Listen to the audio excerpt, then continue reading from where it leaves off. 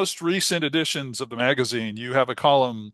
I don't know if it's your column, but it's basically called Cool Stuff. I'll edit that for, Yeah. That's and it that's a includes political statement. a 1968 Plymouth bongo drums, just to show you how Yeah. unusual you have.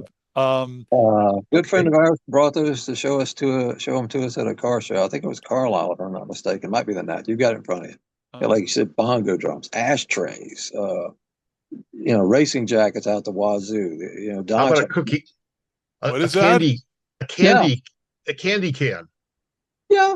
Okay, That's not bad. That's that's not not bad. bad. And Well, I it, mean, I you got, got the I it's got, back.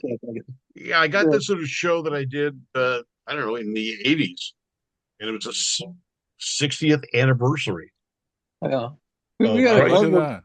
Yeah. I got a cardboard box of Dodge cookies back there that Dodge Lutz, cookies. yeah, Lutz and them had that done back in the basically right after the Viper came out, and Yeah. they're basically like animal cookies, but they're all shaped like little cars. They taste like death. We had them. They Well, that shipped was us a one of the case. flavors that year, I Yeah, it believe. was. Yeah. It Yeah, was. yeah, yeah.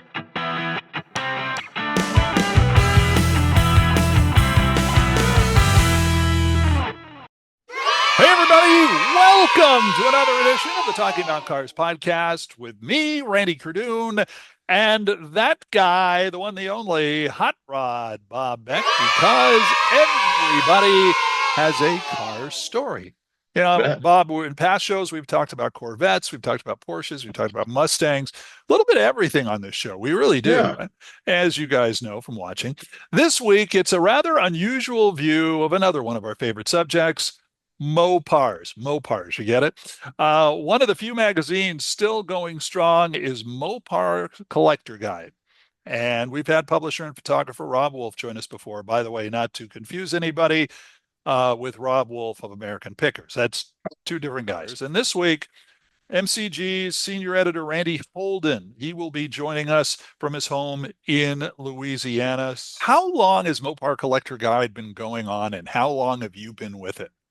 We started in 1988, and it kind of grew out of the local car club newsletter. We had a car club here just called the LA Connection, covered all Louisiana, and then Oh, Rob Wolf, my longtime friend, street racer, a miracle we lived through high school kind of guy.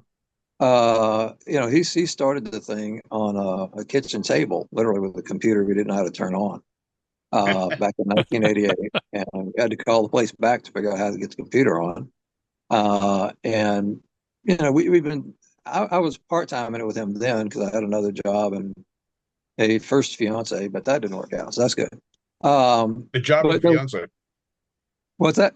The Oh, job with the fiance. the job's been okay. The first fiance was really wasn't meant to be. So yeah, but Well, that means she wasn't a Mopar person. She was something else. it's best left with she was something else. Something Okay. else, yeah. We're Okay. still good friends. I tell you, yeah. Just leave it there. It's just but we started up really ramping up full time in '89. We've been monthly since they started in '88. So we've kind of take a little bit of pride in that. We've always been monthly. We've never missed an issue, even through hurricanes and the big flood in 2016 and all that. We've never missed putting an issue out. We've got a lot of you know uh, hair, skin of the teeth kind of moments where we weren't sure if we were going to get an issue out, but we did. But yeah, we started up full time in '89. Went to the cover magazines, went on the newsstands in 1990. And really from there on, it just kind of took off. God has a wonderful sense of humor. We never intended to do this for a living. Yeah. We're just a bunch of car schmucks, and it's like, okay, so now we're in the magazine business, and it's been great. It doesn't make you rich. You get to meet a lot of cool people and play with everybody else's cool cars. It's the whole thing. It's better to gamble with somebody else's money or drink somebody else's bourbon or whatever. But you get your own cars and you play with them and do things, and then you get to go out and play with all the used to be factory prototype cars. They're not doing so much of that anymore. But that kind of stuff, celebrity cars. I mean, just a lot of cool people. Just, I mean, golly, it's 30. 37 years now, I guess. Wow. And And how many magazine editions is that? I could probably oh run it. God, yeah, I really have to. You might have to grab the one you got in your hand to figure that out. To be honest with you, because it's uh, 12 a year, so 37 years. Yeah. we 37, started in '88, so we're in 2024 now. So it's I think we're on year 37. 37. So that'd be, let's 37. see, None of us are good at math. We got to have the computer. But no, Yeah, I'm not so good with math. Yes, yeah, I play with cars, and the fact that you still got a print magazine out there that's popular is amazing. When you look at old magazines that have gone away, and some of them were some of the yeah, top in their segments. yeah, oh my, that was something that really kind of took us back and really sobered us up when Mopar 444. Go ahead. Oh, thank you. Yeah, he gets it. Give that man a Cupid doll. Yeah. Yeah, there you go.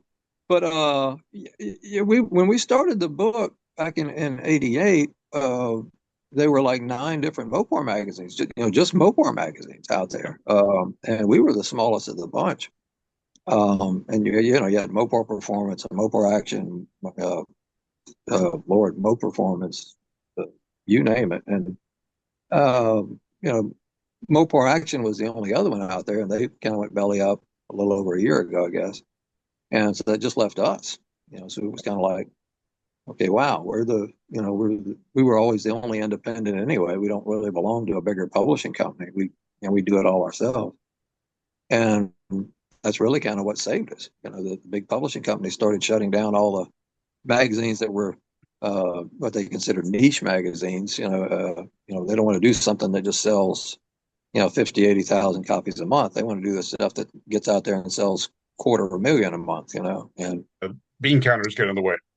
exactly. All these wonderful educated kids get out of college and they go in there and say, literally what happened, like with the buy of Peterson and all that, is they looked at it and said, okay, why we got 15 different car magazines? Yeah. Let's just kill it. We're competing against ourselves.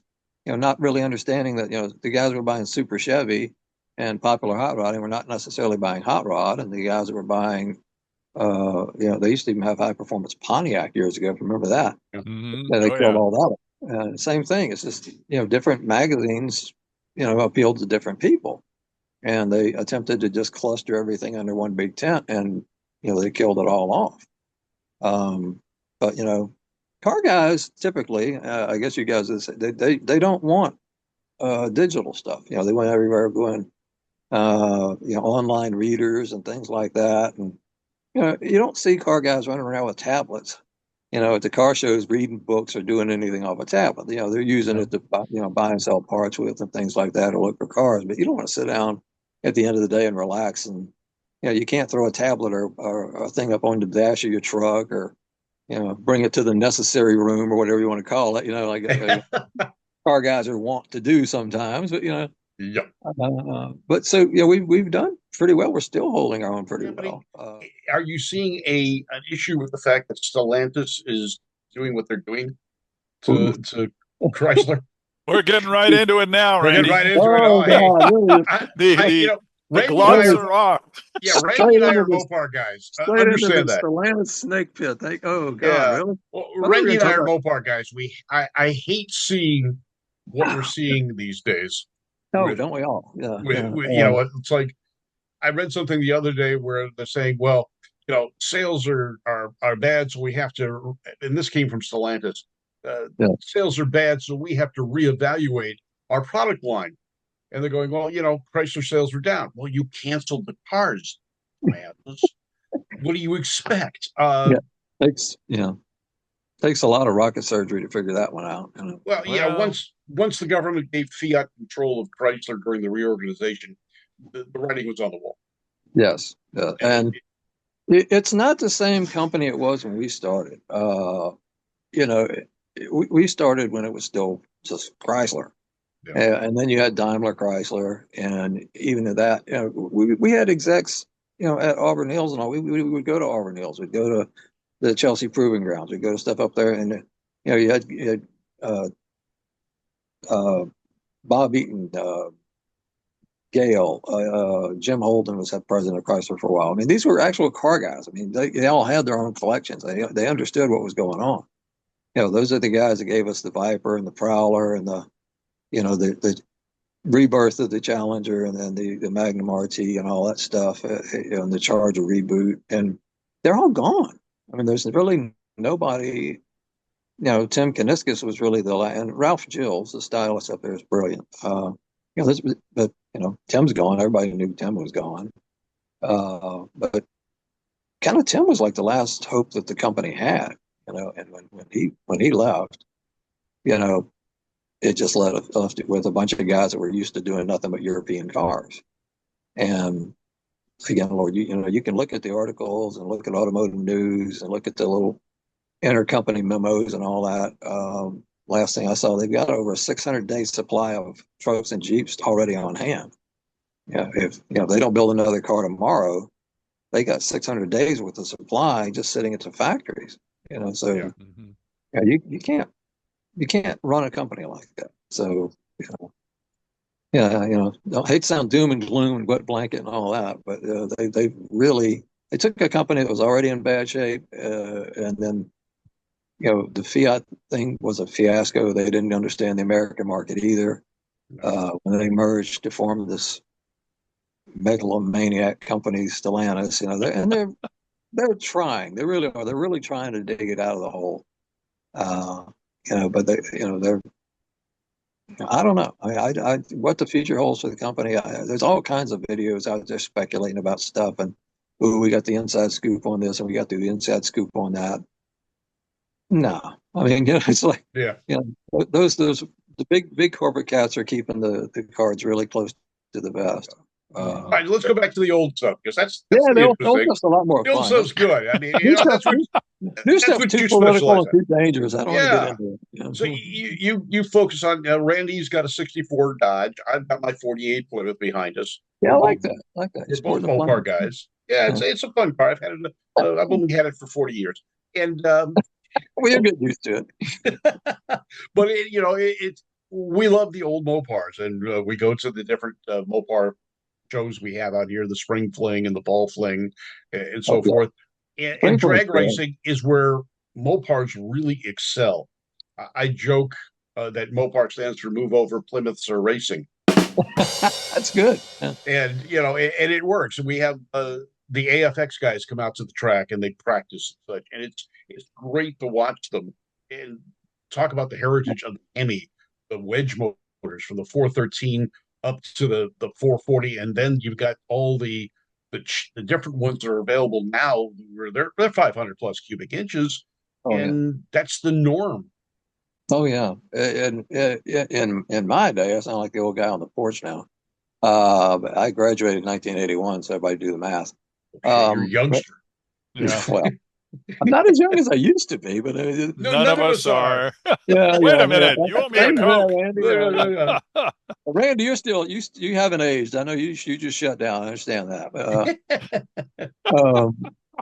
But yeah, I had a triple black, 70 444 speed CUDA, and this is 82, 83, and the thing ran 1320s, and it was a big player around town. Nowadays, again, they're faster than that. If you find a 2 or 3 year old Mustang, they run that, with hardly any effort at all. Or the modern Challengers, that would be considered slow for one of those guys. Mm-hmm. But the fastest car in town was a friend of mine's 69 Super B that we had nitrous and all on, and that thing ran 1180s, and man, nobody in this town could beat that thing. Yeah. But again, now it's like, they're out there running 9s and stuff. And it's like, good God, how can they afford to do this, for one thing? But the reason we got into Mopars, period, and Randy, I think you and I have this in common. My first car was a 55 Pontiac, if I'm not mistaken. My parents had a 56 Pontiac. Yeah. 56. Okay, yeah. And in fact, I sometimes I tell this story about when we were living in Granada Hills, California, and when they had that, they were going to sell it. 56 Star Chief, and I begged them. I said, "Oh, please, I'll mow the lawn forever. Keep the car for me. I want the car." Okay, and my mother looked at me and she says, "Randy, you're 9. I'm not holding on to that car for 8 years." And I just said, "Oh, please, please, please." But They Oh, sold what a it, bus and though. they sold it to the guy at the gas station who sure enough ran it into a tree or something like that, as the story Wow. goes. Didn't talk to my parents for like 6 months after that. But anyway, yeah, Well, Mhm. that's good on you. You got to learn them. yeah, Yeah. yeah. But I'm Yeah, with yeah, you. Yeah. yeah, Funny but yeah, accident, early age. yeah, I was 14, 70 and 79, and that was my dad bought me this big again Star Chief custom Catalina, turquoise and ivory, and turquoise and ivory leather interior, and it was just a boat. Hmm. And he was big into the AECA and the CCCA and all that, and so it was fine for that, but it didn't take me but about a year to realize that, okay, yeah, this is really not what I'm after. And so we got I bought a 7300 Hearst off a lady that had bought it new and paid 1200 bucks for the car in 1980. No And way. yeah, that was great. Still had all the manuals and everything. That car is in England now. It's still alive. It's over in Jolly Really? Little Lake. The other thing was early on doing the magazine, we were looking at how everybody else was doing the magazines, and we were like, okay, they were like, this is a Superbird, and this is why they built Superbirds, and this is how many were built, and this is okay, this is a Challenger TA, and this is why Challenger TAs were built, and this is how many Challenger TAs were built. That got really boring after the first couple of years. So I started telling Rob, and Rob was really surprised. I said, we're going to write about cars. They got each individual car. That particular car has got to have something interesting about it, and he said, yeah. So, I jokingly back in the early 90s started coming and say, okay, we're going to write autobiographies. So it's the story of that particular car, not of its entire, you know, type of car. Um, and so then it was funny. We started doing that, and it really took off. We got a lot of really good feedback on the stories and stuff. So we just stuck with that. Um, but my biggest problem is keeping the story short enough. Usually Mm. we interview people or do stuff, and then we have to trim half of it out. Because I have a tendency to run long on the writing, but I just enjoy it, and it's fascinating because you get to see all this stuff and hear all the background on it and all that, and it's really cool when a car gets in the magazine, and then the owner is then connected to previous owners and people that remembered it back when because it popped up again in the book, and we've had that happen a lot. So that's cool. I painted cars for a while. I was a mechanic for a good while. I really thought I was going to be a paint and body guy all my life, and then Rob had the ding idea to start this magazine. The Uh, epiphany. yes, it Mhm. was. That is our word for the show. Epiphany, Yeah, ladies and every Epiphany. time gentlemen. you hear Epiphany, everybody take a drink. Yeah, so whatever. Okay. Oh, your magazine focuses on Mopars. Any particular uh, brand that sticks out as far as popularity? Right now, every E body and B body and even A body, they're all the B's and A's are all really popular right now. What you're seeing that's to me crazy right now is what started last year at Mecum with the Dusters bringing over 100 grand a piece. Yeah. That was staggering. The one sale we had three Dusters go for over 100 grand, Wait, and what year dusters? they were 70s. Oh, wow. Yeah, no, actually, correct. Two were 70s, one was a 71. I can just imagine what a same era Demon was going for, because Yeah, and obviously the Demon back then was basically yeah, you know, Demon, not just to disrespect the Duster guys, but Demon's a whole lot prettier car, much more your reliable. magazine has a lot of really interesting stuff in it. I talk about cars and yards, which is always interesting, reading between the lines, the latest news in Pentastar. And of course, one of the ones that Bob and I always joke about, the Massive. enviromasochism, Yeah, because Bob yeah. and I always have with our guests and all that, we always do the EV discussion. And you guys are just basically minus the fire on torches. You are that's your column basically. That whole column started innocently enough as just a one and done kind of thing back in the late 90s when they started doing the cash for clunkers thing. Hmm. Hmm. We just wrote an article about that and thought that was just going to be it. And we got so much feedback off of that thing. A month later, we brought it back, and then it's been in the magazine ever since. And we could do, Lord, the whole magazine just based on that stuff because our readers are great. They email us stuff constantly about that stuff. We see they post us links to look at stuff on the internet and send it to us, and then it's just again, if you're a muscle car guy or a Mopar guy or whatever, you're pretty like-minded. There's not a lot of muscle car guys out there running crazy and going to get the new Tesla truck. It's like, But there are people that race them, believe it or not. There's one in town. Some guy painted red, believe it or not. Yeah, we yeah. have he took the stainless truck and painted it red. We got a lot of them running around. I'll be clean, nice. They're wrapping. They're wrapping. I saw one yesterday that was wrapped to look like it was rusting. Oh, now that's clever. That's interesting. Yeah, I mean, I want to put a wrap that's on fire. That would be cool too. Yeah, there you go. Yeah. And steam coming through the top off the rocker panel. Yeah. Well, I was at a car show a couple of weeks ago, and a guy comes in with one of these Tesla trucks, and it's a fuel delivery truck. And I go, that's a little oxymoron. Wow. Yeah, you need to really.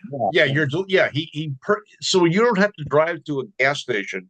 He will deliver fuel to your home. And, come on. No, I'm serious. It's his business, and he's making a decent living at it. I guess he's paying for the truck.